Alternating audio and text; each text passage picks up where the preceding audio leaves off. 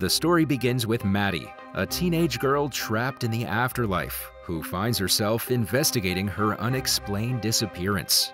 Currently, she's trying to focus on a school meeting led by the principal, who draws everyone's attention to the latest event. The police are considering a missing person investigation for her.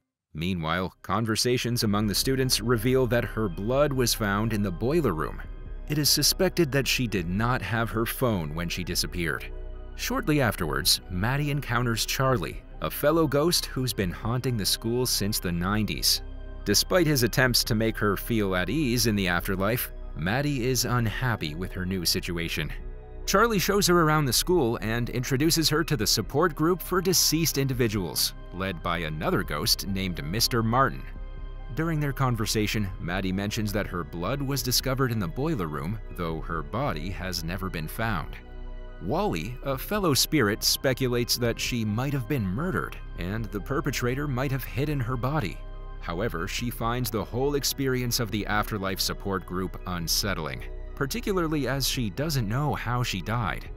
Maddie then decides to leave and find out what is really going on around here. Her school, the Split Rivers High School, is home to many ghosts, as numerous students and faculty members have passed away over the years. Maddie learns about several of them during her time in the support group. Rhonda, for instance, was murdered by her guidance counselor, while Charlie suffered a fatal allergic reaction. Even a musical band died in the school during a storm, and they're said to still practice their performance in the afterlife. Maddie also discovers the story of Dawn, a girl who died in the 60s, possibly due to a bad acid trip. As she tries to piece together her situation, Maddie reminisces about the moment she shared with her boyfriend Xavier and her best friends Simon and Nicole. Charlie and Maddie then take a tour of the school where they stumble upon her vandalized missing person poster. However, when she tries to tear it down, Charlie explains that she can't alter anything in the world of the living. Meanwhile, inside a class, Simon becomes agitated when no one volunteered to join the search party for Maddie. He even singles out Xavier and asks why he hadn't added his name to the volunteering list. The latter arrogantly replies that there's no point in searching. This eventually leads to a scuffle between the two, during which Maddie's phone falls out of Xavier's bag. Despite this, Maddie still feels connected to Xavier and believes he may have a good reason for having her phone. However, the other ghosts warn her not to investigate her death, suggesting that some things are better left unknown. They instead encourage her to move on to the afterlife and chill out. But Maddie remains fixated on solving the mystery of her murder. Later, the support group advises Maddie that taking matters into her own hands may not yield any results, and that it would be better to talk about her feelings instead. However, she replies that the support group seems to have lost their sense of time and memory of their past. She then storms out of the school grounds, but miraculously returns to the boiler room where she was last present in her mortal form. After several attempts, Maddie finally realizes she cannot leave the school premises because she died there. The next day, a vigil is being held for Maddie. Her mother attends, having recently completed a 2-week rehab program.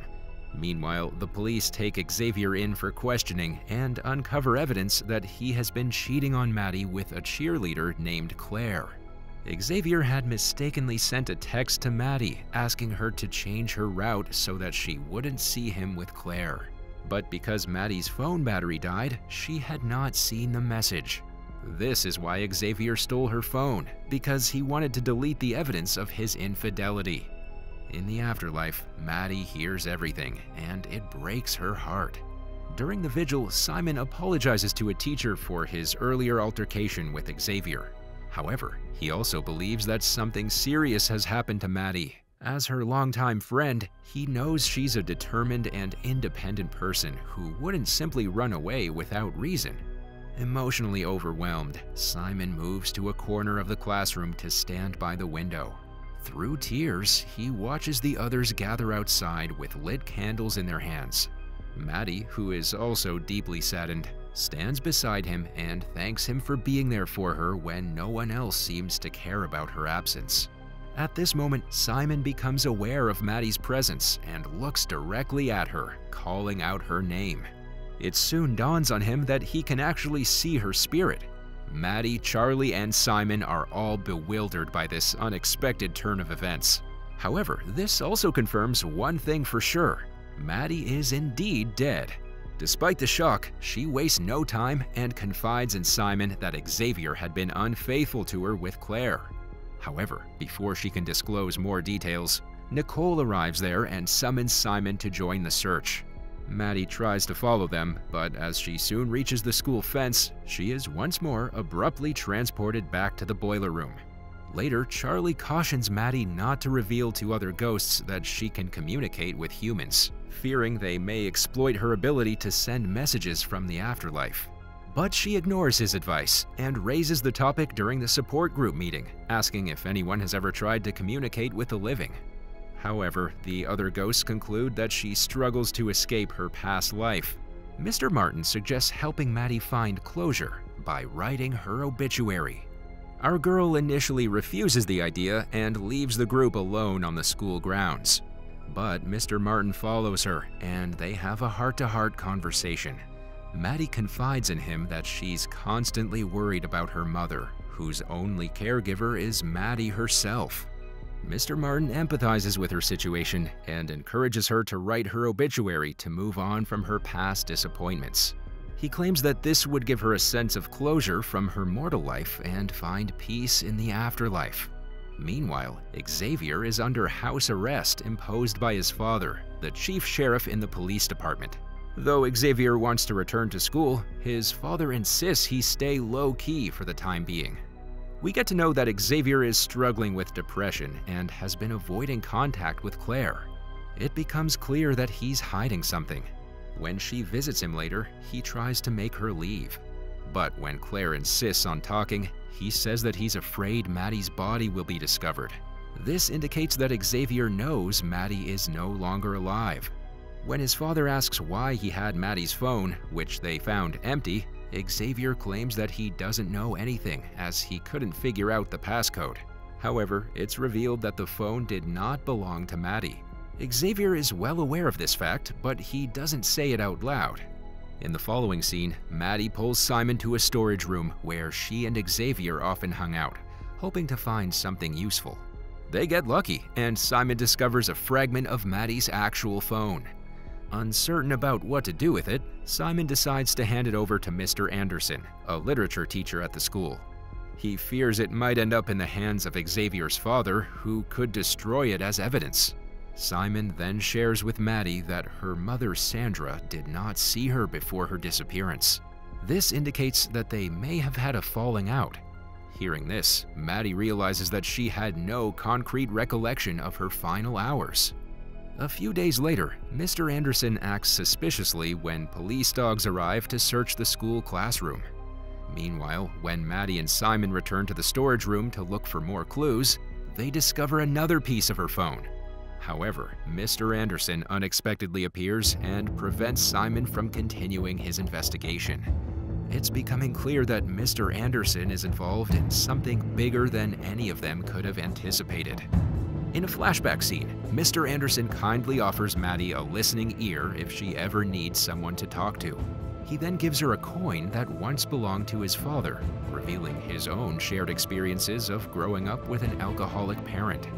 Since Maddie is struggling with her own demons, she finds solace in Mr. Anderson's experiences and regards him as a good person. In the present, however, Simon is convinced that Mr. Anderson is involved in her disappearance. He implores Maddie to keep a closer eye on him. Desperate for evidence to back up his suspicions, Simon then steals Mr. Anderson's car keys. He later searches the car and discovers the piece of Maddie's phone from earlier.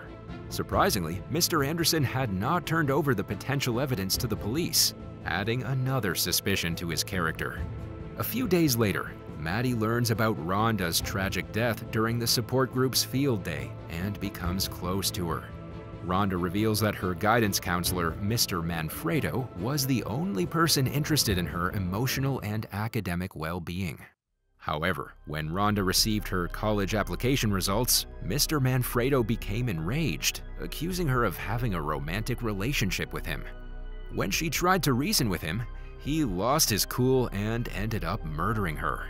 Although he was arrested and later died in prison, Rhonda never found closure in her mortal life.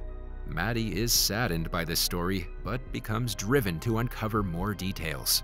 She soon discovers that the classroom where she can communicate with Simon is the renovated office of Rhonda's guidance counselor. This revelation implies that Split River High School may have a dark and ominous history. In the meantime, it's revealed that Xavier has been eavesdropping on Simon and Nicole's conversation. While at the library, Nicole receives a notification about a photo posted by Maddie in the elevator control room, which used to be their hangout spot. The picture prompts Nicole to rush to the spot, where she finds Xavier following her. When questioned about his intentions, Xavier insists he is innocent and has an alibi to prove it. Eventually, they start talking, and Xavier tells Nicole that he has met Sandra, who is deeply upset because the police have halted the search party for Maddie. The two of them later meet Sandra near the forest and begin their investigation. During the search, they come across Maddie's ticket for the event she had planned to attend with Xavier. Meanwhile, Simon and Maddie conduct their own investigation in Mr. Anderson's room. She confides in him that a year ago she was involved in a car accident. It was caused by her mother's reckless drunk driving. Maddie called Mr. Anderson at the time to keep the incident under wraps, fearing the police would take her mother away. Suddenly, their conversation is interrupted by Mr. Anderson, who enters the room while talking on the phone. The teenagers quickly hide in the closet, where they overhear Mr. Anderson admitting to someone on the phone that he shouldn't have given money to Maddie. Hearing this, Maddie is shocked as she has no recollection of receiving money from her teacher. In the final scene, they listen further to Mr. Anderson's conversation until he goes out of the room. At this moment, Maddie notices a shifted tile in his closet. She points it out to Simon, who opens it to reveal a stash of money hidden inside the wall. This indicates that Mr. Anderson may be involved in something far more sinister than they had thought.